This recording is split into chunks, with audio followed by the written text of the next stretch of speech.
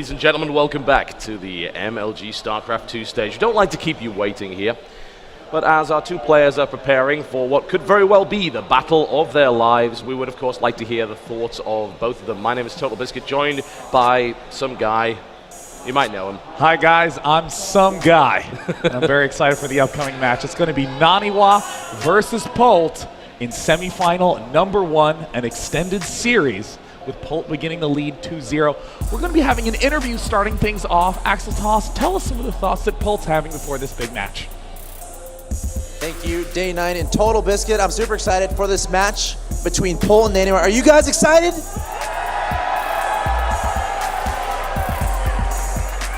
So Polt, my first question for you is, you've had a night to kind of get some sleep, kind of prepare for today. This is going to be your first match of the day. How was your night? How did you sleep? How are you feeling coming into Championship Sunday?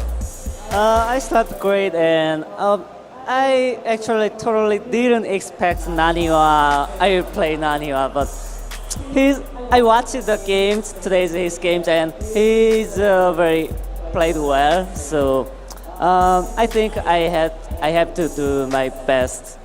So why did you not? So why did you not necessarily expect Naniwa to advance? Was it because of his playstyle, or is it because of the players he was playing against and you expecting them to move on? I thought Naniwa can defeat that Jaedong, because Jaedong is not good at CVP, but in the Pro League, there are many Protoss players and there are so many PvPs, so I thought Deer should be fine with PvP, but oh, Naniwa is such a great player. Well said.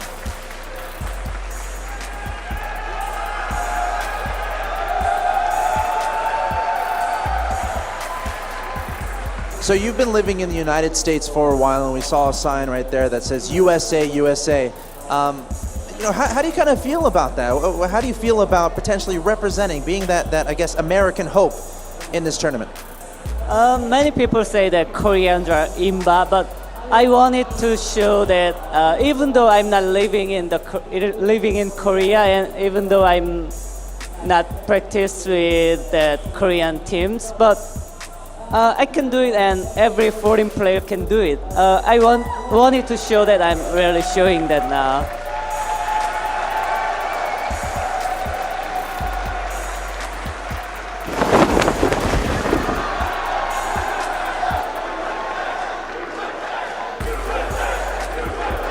So you're going to be facing off against Naniwa. You're going to be starting off up 2-0 in this extended series. What are your thoughts going into this match? How confident are you that you can take down Naniwa and advance to the final of the MLG Spring Championship? I am so much confident now, and you will see. I will show everything in the games. Let's give it up one more time for Polt.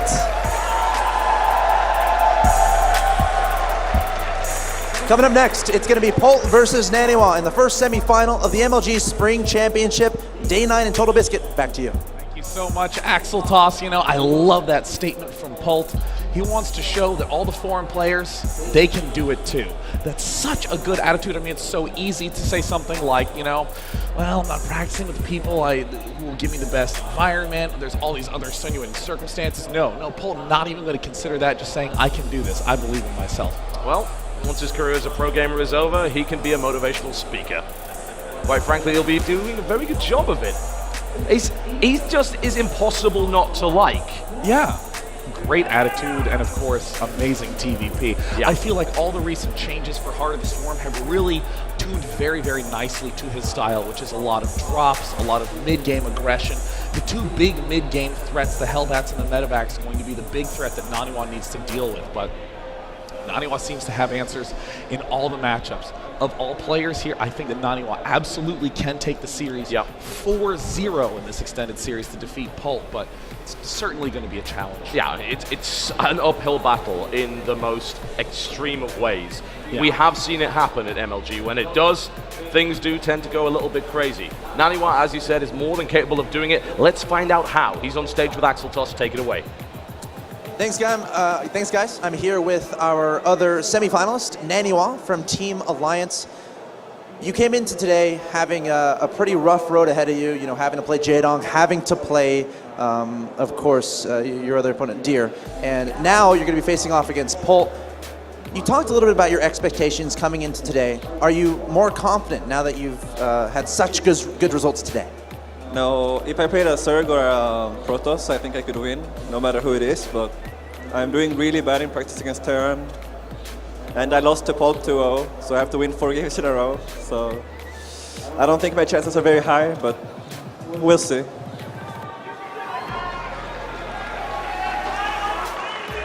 It sounds like the crowd is definitely on your side, or at least a lot of them are cheering for you, I'm sure.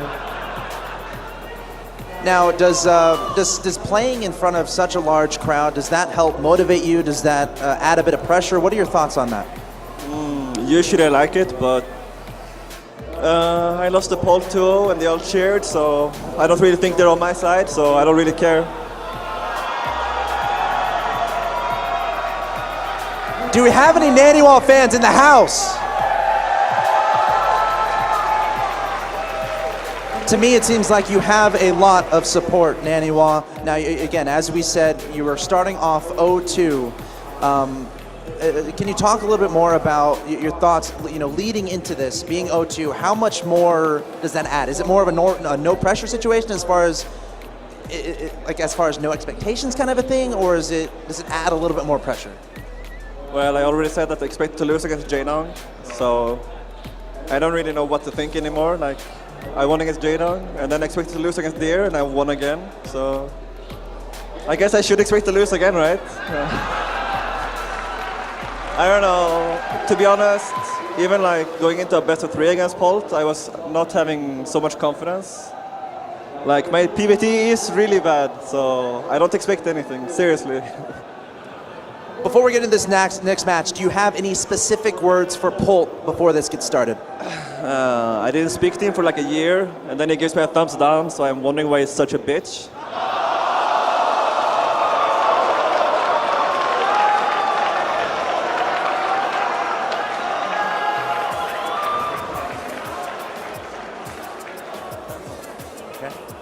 All right, guys, the stage has been set. Semi-final number 1, Polt versus Naniwa coming up. Day 9 and Total Biscuit, back to you. Oh my God, Total Biscuit. I'm so excited to be here. This will be on the front page of TMZ.com any moment. One pro gamer questions another player. Why being a bitch? This is going to be amazing. Beginning on Neo Planet S. Oh, I mean, a stunning display of confidence from Polt. Yep. A stunning lack of confidence from an incredible player, Naniwa. That's pretty standard, honestly, from him. He's been like this entire tournament. Yeah. We talked earlier, actually, before his last match, that he wasn't even considering coming to this tournament because he didn't believe he was prepared enough to do it. And then he shows up and wrecks everything within his path, stumbling only at Polt, who is quite the hurdle, and now an even higher one that he somehow has to get across. An extended series, 2-0 down already. He has to win 4 games. Polt only has to win 2. It is not impossible. We have seen it time and time again. We've seen many players rise to the occasion. In fact, I would say, in extended series, more often than not, we see the player rise to the occasion from his disadvantaged position and win, as opposed to a straight sweep for the guy with the advantage. Yeah, I mean, it's one of those initial game wins can begin to mean a lot in terms of momentum. I mean, if you're Naniwa and you tie the series up 2-2, suddenly going into that game number 5, it's not just on an even footing. No, you have a lot of momentum behind you, pulling back, and no matter how much doubt Naniwa has, there is no doubt in everyone's mind. Yeah, absolutely true. My goodness. Let's just say bad blood may be spilled here on Neo Planet S.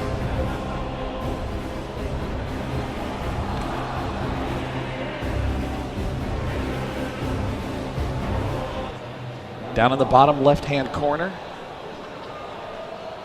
Love him, hate him, no matter what his level of confidence, he always shows amazing play and always proves that foreigners can go deep in any tournament.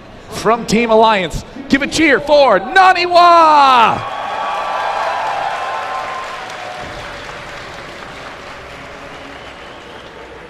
Versus his opponents. Might be all smiles, but when he's in the booth, he is a stone-cold killer. Already starting 2 maps up in this extended series to the northeast position. In the blue trunks, playing Terran, sponsored by Cooler Master Storm. His name is Polt.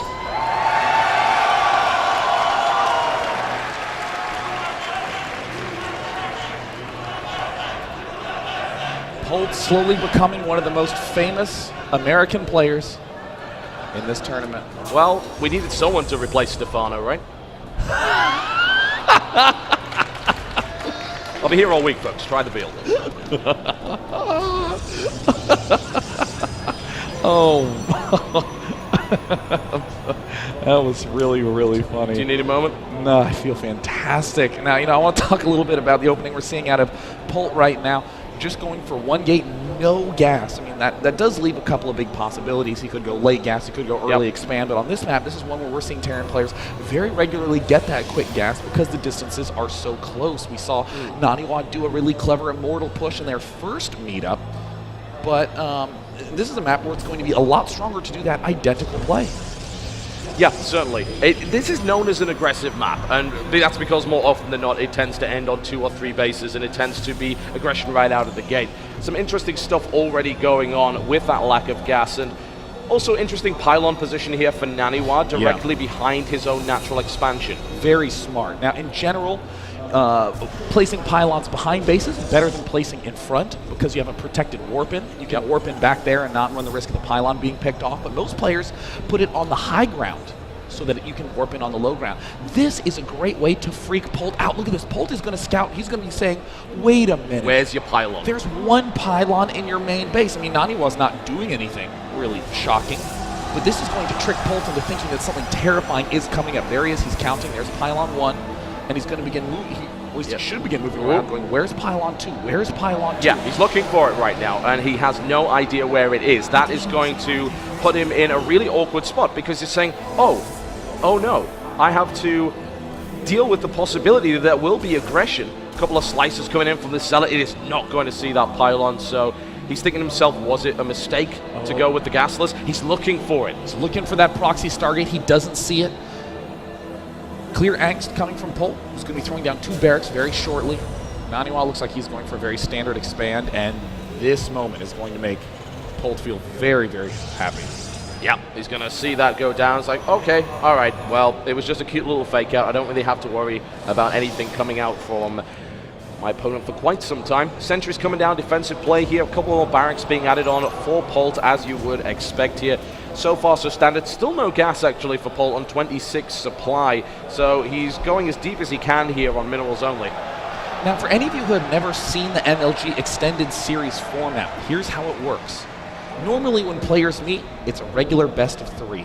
But if they play again in the lower bracket, having played in the winner's bracket, rather than just play a regular old best of 3, they play a best of 7 beginning from the previous results. So now we see Polt leading 2-0, not because he's played 2 games against Naniwa today, but because when they met in the winner's bracket yesterday, Polt won 2-0. So now Naniwa has to win an uphill battle to come back. It's a difficult thing indeed, and it's going to be so psychologically devastating to go into a match and know you've got to win 4, but the other guy's got to win 2, and he starts with that advantage from the get-go. Yeah, very difficult to break that momentum. Oh, we see Twilight Council coming out. Again, most players are going the passive route in this matchup. They're saying, okay, let me get my forges up, let me get my upgrades out, let me begin getting the Colossus, the Templar, this sort of thing. Let me get my double gas at 6 minutes, but no, it looks like Naniwa's actually opening up with a Warp Prism. Going to be doing some Warp Prism harass, given that he has 3 sentries down. I wouldn't be surprised to see them get loaded up. Yeah, we might very well see that. There's all sorts of possibilities. If you take 3 sentries, generally speaking, you might want to be going for the mineral line. You'll be able to stop those SCVs from escaping. You'll be able to eliminate them with Zealots. But if he decides to maybe throw some Stalkers in there, he might decide to attack the natural while force fielding the ramp to prevent reinforcements from coming down. There's a lot of possibilities, and they may indeed include a Dark Shrine. Dark Shrine coming up. This is a cool play from Naniwa. He's going to be bringing all his sentries over to deal a little bit of damage. He's going to be trying to throw down the force fields to trap SCVs. This is going to make Polt think that Naniwa is going for a Robo or Immortal play. And there's Polt who's going to spot it straight out. Yeah, it was there for a fraction of a second. I have to wonder if he saw it. There was a possibility he didn't. There we go. There's a force field down the ramp. There's too many Marines, though. This is clearly not going to work, so he's going to have to pull out almost immediately. But of course, you're going to be making a lot of really wrong assumptions as Polt. You're going to be thinking that your player is doing something like Mass Warp Gate, that he's trying to do a warp and cheese in your main base. So you are not going to be building those turrets in your main mineral lines. No.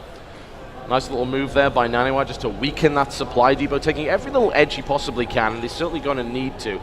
A bit of indecision there from Polt, who decided, you know what, 2 barracks? No, actually, let's expand. That sounds like a good idea right now. I feel that my opponent is playing passively, and of course, he's not entirely correct. The Dark Shrine's just warped in, so things are about to get interesting. Couple of DTs, in fact, those are Zealots. Oh, DTs, there we go. Well, he's going to send one in the front, drop one in the main. Yeah, let's see what he can do with it. All right, just a single one, decides not to commit the sentries in there.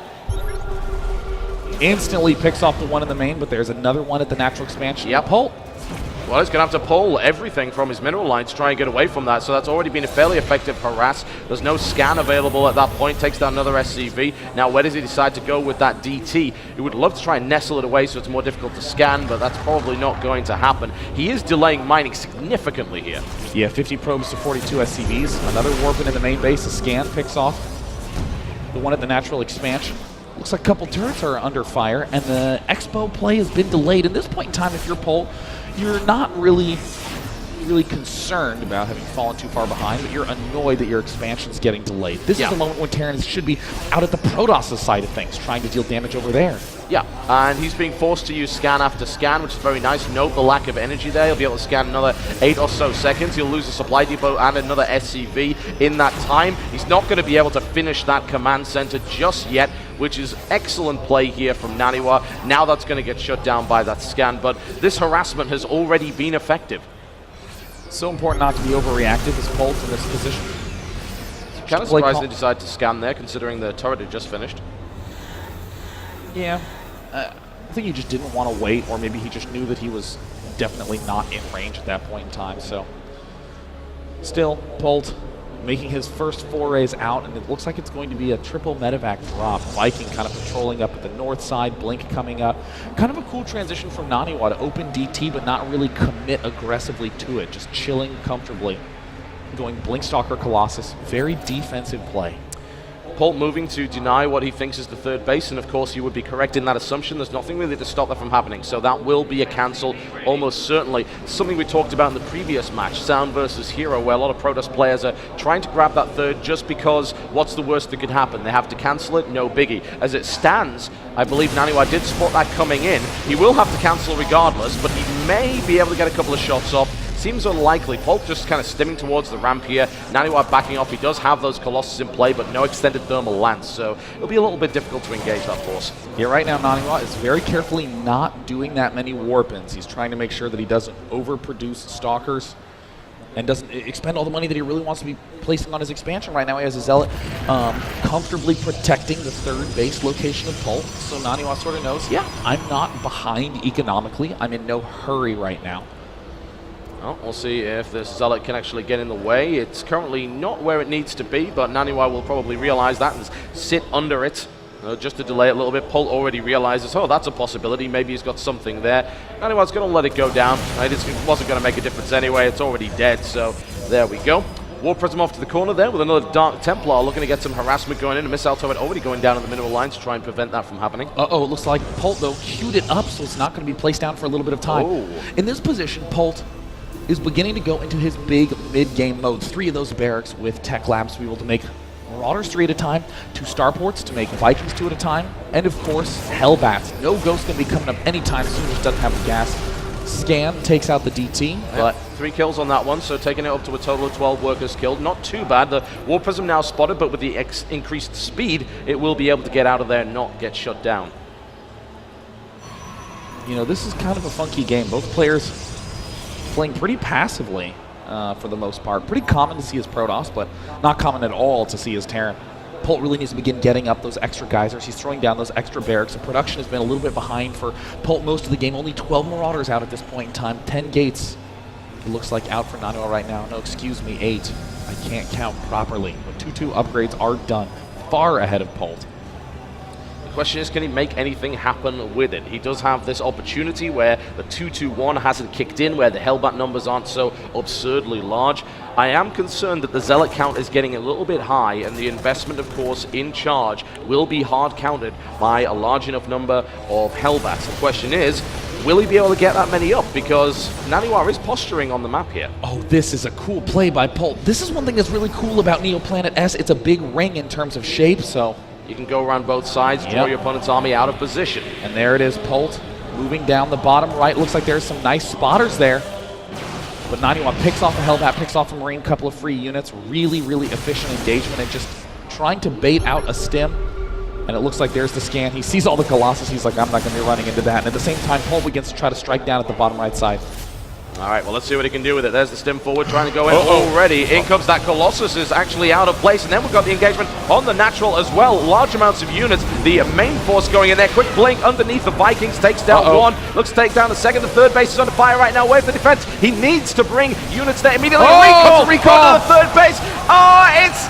No! He gets it down. Not quite quick enough. Great reaction time, but recall does take time. Oh, if only that were a fraction of a second earlier. What a great move by Polt. Seriously, ninja play by Naniwa to warp back so quickly in this position.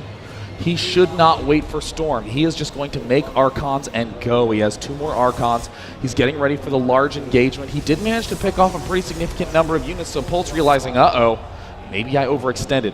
Pylons peppering up the front line, heading towards front base of Polt. It's going to be a difficult fight regardless. There's a lot of Hellbats there. Those Zealots are going to struggle.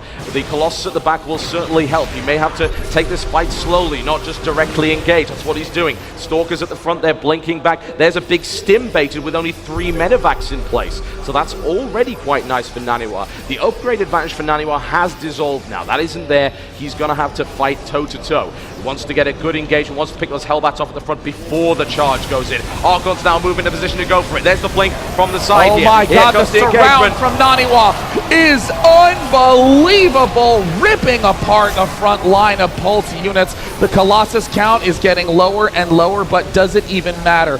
Naniwa has torn down the front line. The third expansion is in shambles. The natural expansion's in shambles. Polt has almost no way to hold this off. What a brilliant engagement there from Naniwa. Absolutely phenomenal positioning. Taking down the Hellbats before engaging directly with the Zealots. Coming around at exactly the right angle. Using the Stalkers off to the side to pick the Vikings off. Allowing the Colossus to stay alive a little longer. It's a killing ground right now at the third base. What a play from Naniwa, who has resecured his third. Who has Zealots, observers checking the bottom right to make sure that that third stays alive. And since he knows it's safe, he is going to engage the front. Polt is trying to micro as best he can. Those 3-3 and +2 armor upgrades are coming for Polt, but they will not be done in time. Polt, with some excellent positioning, exploits the fact that those are melee units. Look at the supply depot positioning from Polt. He can lift them up at any point in time and zone all of those melee units. Templar coming in right now. Storm starts, but he's going to go Archons. He's already got 3. He's about to have 6. That is a massive battering ram that he can throw at his opponent.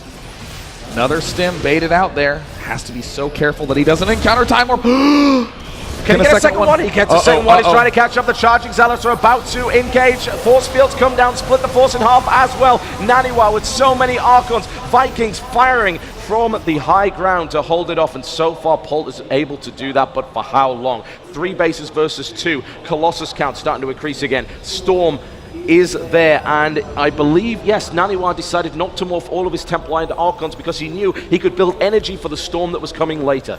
Single Zealot actually getting dropped up at the right side. Not going to be a dramatic engagement there, but still. Just trying to continue to use that War Prism that's been there all game long, trying to make sure Polt stays a little bit pulled back with some of his units as the huge engagement moves up. Look at that, one Zealot was enough to distract him. SCVs! Oh, the SCVs are going to get massacred as they make their way through there. They will not live to see another day. A storm goes down, and there's plenty of Archons and a lot of Zealots engaging right here. Polt does not have enough to hold this third base. There is no chance. His back is against the wall right now. The Templar are starting to move out with the storms. hitting a lot of those units. Ghoster there, it doesn't even matter. 150 to supply to virtually nil. Naniwa is absolutely wrecking Polt in game 1 of this extended series. Demolition right here from Naniwa as Polt tries his best to hold on with what he's got left. There's no way he has enough to make that happen. Not even a man as determined as Polt. GG! Naniwa begins his long road to the comeback. I mean, Naniwa has seemed to have a kind of big surge in his play, his confidence today. 2-0 J-Dong, 2-0 Deer. Now has won a game against Polt. It is an extended series. He has to get to 4 games to win, as does Polt. But still, if you've won 5 games in a row, you're going to be feeling fantastic. Things are starting to get very interesting. And you know what? There's one thing we haven't quite pointed out yet. Watching this extended series, this may very well be the first time that some of those maps that the players are more uncomfortable on are introduced into this series. Yeah, I mean, like, we haven't really even seen Frost on this map. We've seen Derelict Watcher maybe once, twice on the main stage, if that. And for the first time, we're going to get the chance to see Core Hall Sky Island. Oh, this map is insanity. It's a really beautiful map. Very excited to see it get underway. Stay tuned because when we come back,